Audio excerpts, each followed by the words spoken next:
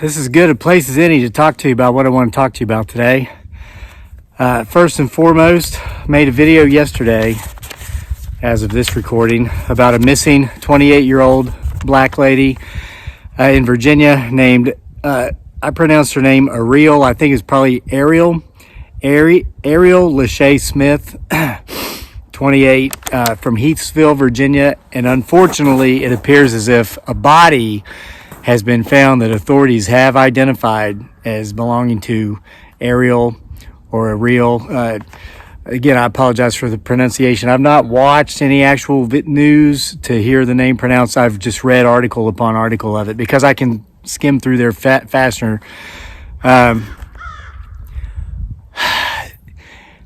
There's been something that I almost talked about on this channel probably 3 years ago, and I got blasted by so many viewers because of my lack of sensitivity and etc.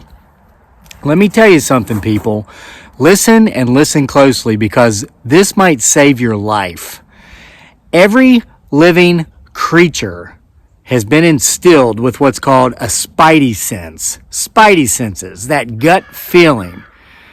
In Western culture, and particularly in American culture, we have been taught to turn that thing off, because if we listen to our gut instinct and our spidey feelings about someone else, we might be offending them. We might be committing an offensive act by listening to our gut that's telling us something's not quite right with this person. I need to exit their presence. Follow me on this, okay?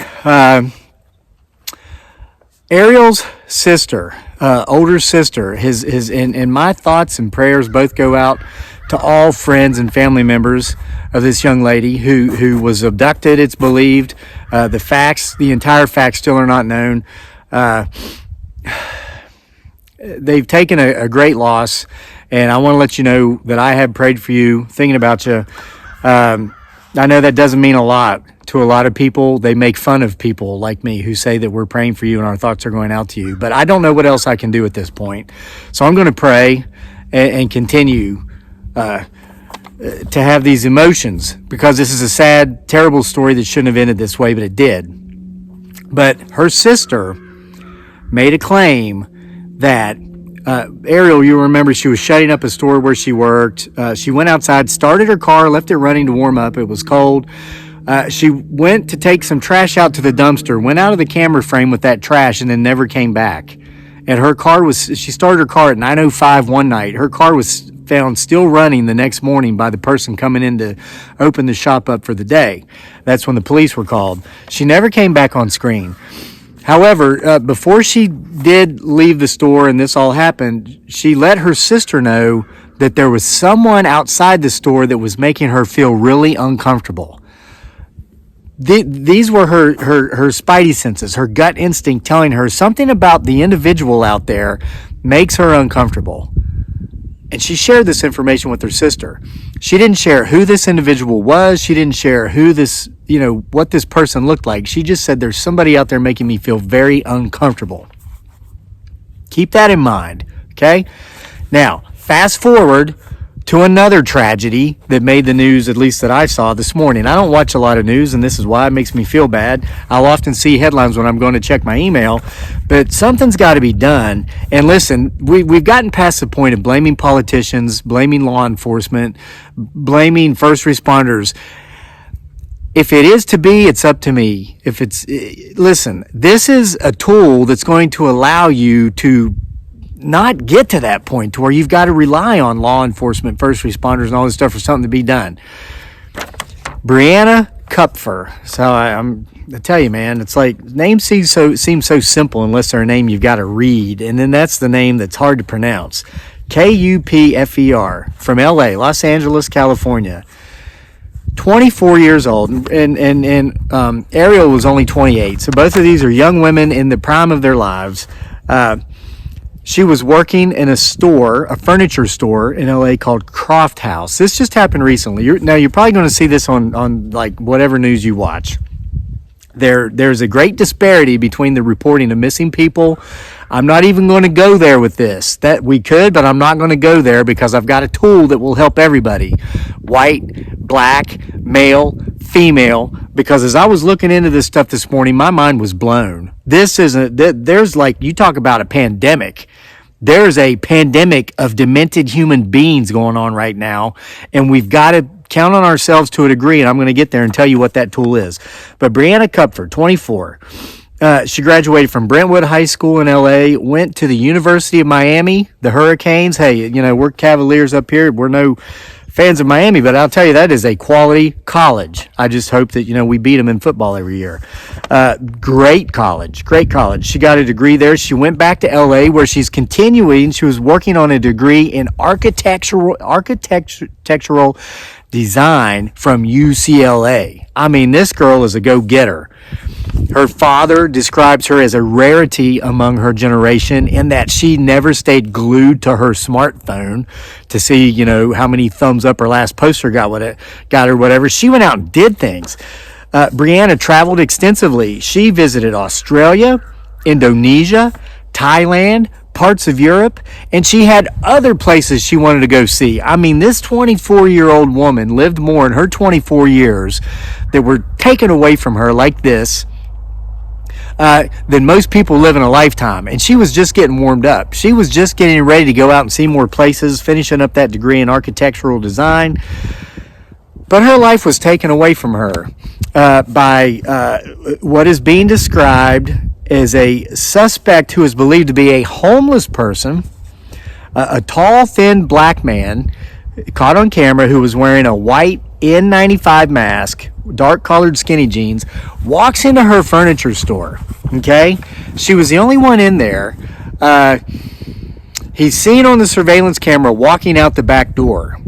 20 minutes after that, a potential customer comes into this furniture store and finds 24 years young Brianna Kupfer lying dead in a pool of blood. She had been stabbed to death by this person of interest who may be a homeless person.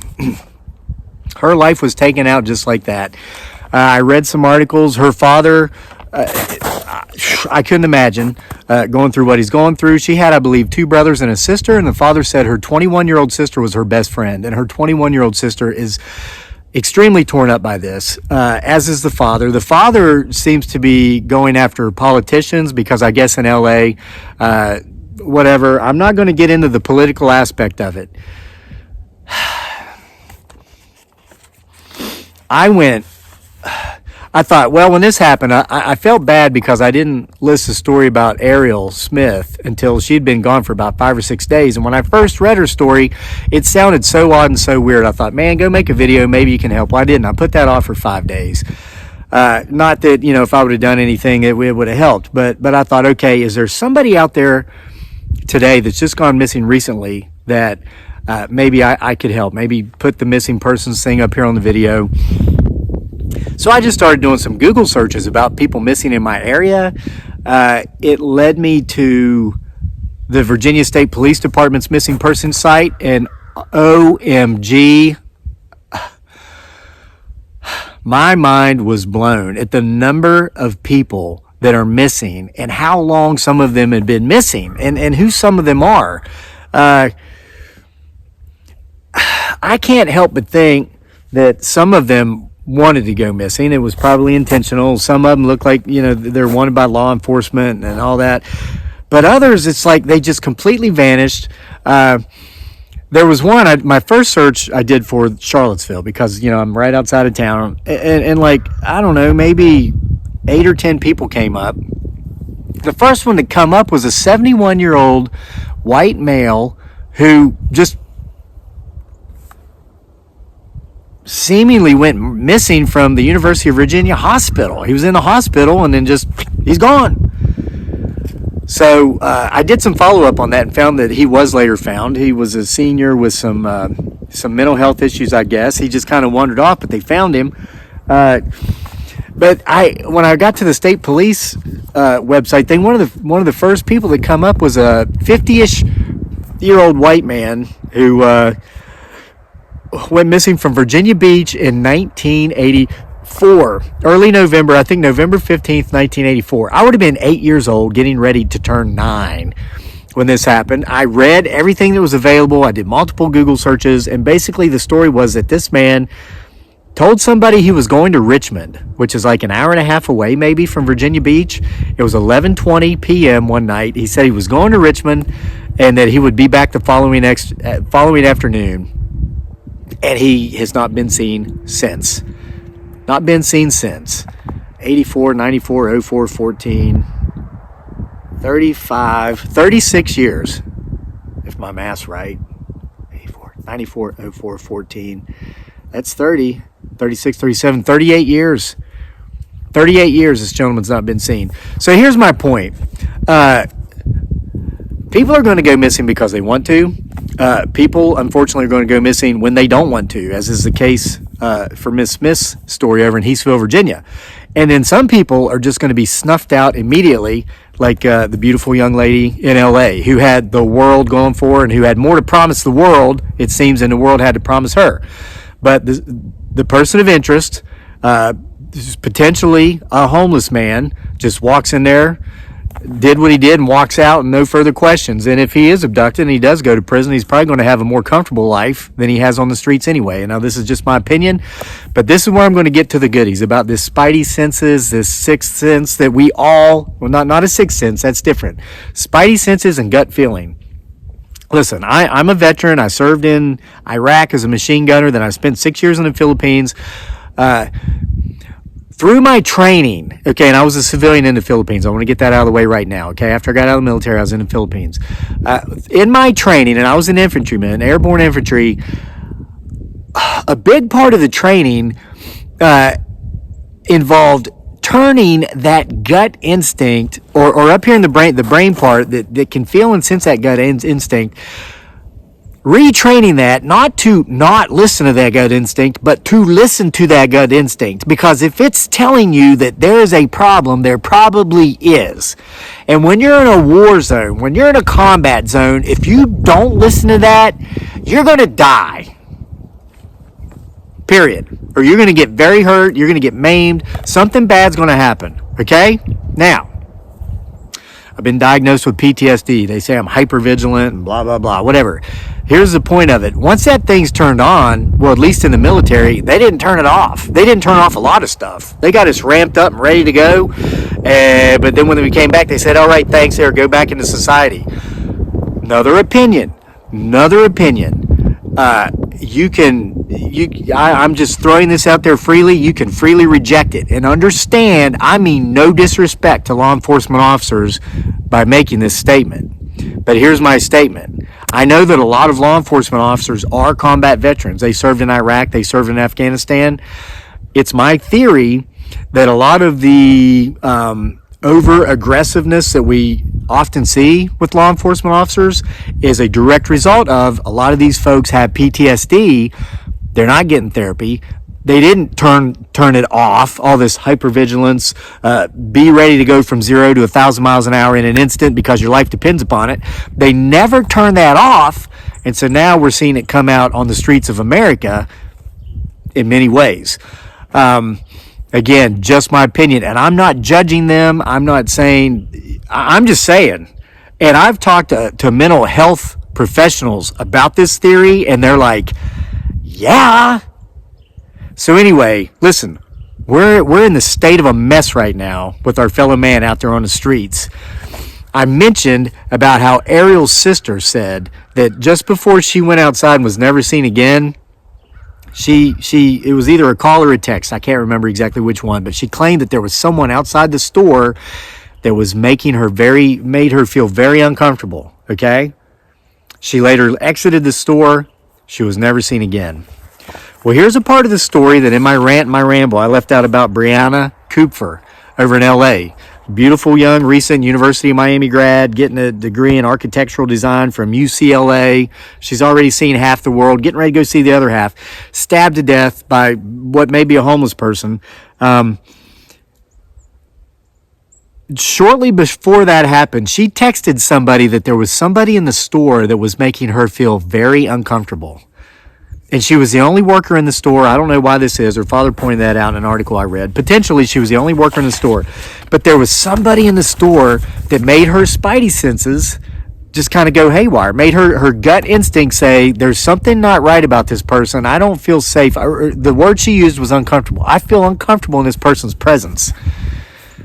Shortly thereafter, that person knifed her to death and walked out the back door. I cannot tell you enough. I wish I knew the politically correct way to state that we must listen to our spidey senses. They're there for a reason. They were instilled in us naturally by the Creator for a reason. So that we're in a situation where there's danger. We're in the presence of danger. We know that we're in the presence of danger, and we can then make the choice, fight or flight. That's what they call it. And in most cases, the best thing to do is to get the heck out of there. If there's enough distance separating you and the person that's making you uncomfortable, leave. But we live in a society that says, oh, you terrible person. How dare you judge that person to the degree to where you say they make you feel uncomfortable? That's not kind. Kindness is free. You should walk over there and give that person a hug. No, you shouldn't. If your gut is telling you, I'm uncomfortable, I don't know why, but it has to do with that individual, get the hell away from that individual. If you're at work, and I'm not saying this is what either of these young ladies should have done. They were victims. They were victims. They were murdered. They are not at fault, okay? I'm just saying, if you find yourself in this situation, you're in your place of employment, you're closing up, you're getting ready to leave, and there's somebody outside that's making you feel uncomfortable, be offensive. Be offensive. Call the police. Tell them. Say, hey, I'm working down here to whatever, 5 and dime, 7 and 12, and I'm getting ready to go outside of my car and go home, but there's an individual just hanging out here. I don't know who they are. They're making me uncomfortable. Could you send a patrol car over to make sure that I safely make it to my car and make it out of here? More than likely, they've got somebody cruising in that area. They could be there within just a matter of minutes anyway. It's worth the call. What you might see is that suspicious-looking person that's making you uncomfortable walking off, walking away when that police car comes up, but you're getting in your car and you're making it home. And if it turns out it's nothing, if it turns out it was somebody just waiting on a call, or they were on a call and they didn't want to walk, and maybe they were in the military too. If you're on a military base, you're not allowed to walk and talk on your cell phone. You've got to stop and talk in place. So, and I find myself doing that. If I'm out in public and I get a call, I stop. And then my wife keeps going. I'm like, oh yeah, I'm not in the Army anymore. You never know, but it could save your life, okay? And if you're in your place of business, if you're in the restaurant, if you're in the store, and there's someone in there that's giving you that same feeling, making you feel uncomfortable, your spidey senses are saying, there's something about this individual that's making me uncomfortable. And especially if you're alone, get out of there if you have to. Get out of there, make that call the police if you have to. It's just not worth it. And listen, what I'm telling you is that these spidey senses are real. They're very real. I have had these spidey senses so many times. I had them in Iraq. I had them in the Philippines. And I've had them since I've been back in the U.S. And what doesn't help is passive-aggressive gaslighters who will give you these feelings. Now, listen, this is usually done in an oral fashion, in an oral setting. You're having a conversation with somebody who likes to just, whatever, they're lunatics, okay? That's this type of lunatic. I wrote a book about people like this. A humble salt, a word I invented. It sounds like they're complimenting you, but then they insult, but then they finish with what sounds like a compliment to throw you off. That's intentional. I'm not talking about these types of people.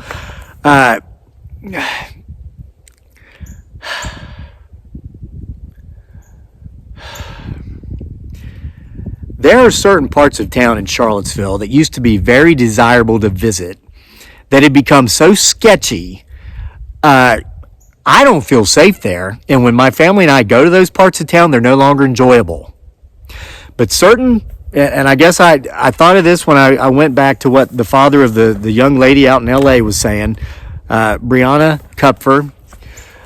Her father was talking about how a recent elected official got elected by campaigning on whatever. It was very, well, I will tell you this about Charlottesville.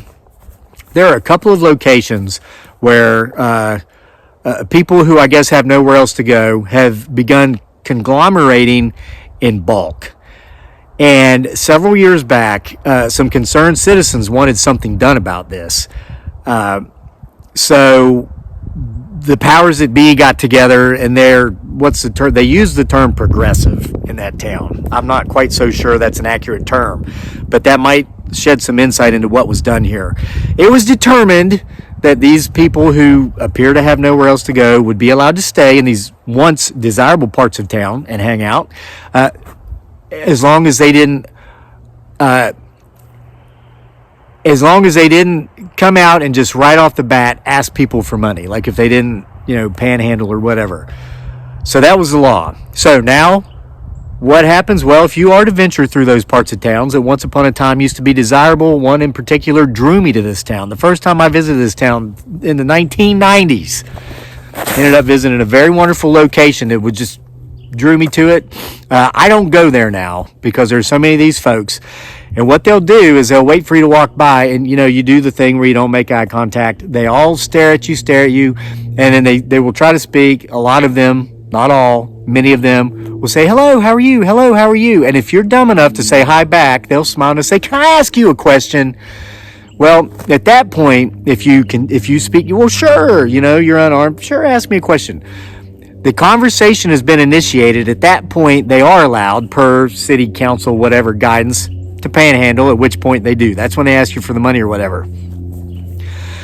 A couple of years ago, you just can't, listen, I don't even look, I don't speak, and I know that sounds callous, and I know that sounds cold. Listen, the old me, because I didn't join the military till I was in my mid-30s, the early 30s and on before me would have stood there, talked, had a conversation, and probably been dumb enough to listen, man, I know of people down there who make more money than me, and I'm a successful YouTuber. I'm not going to use numbers. I'm just going to tell you, okay?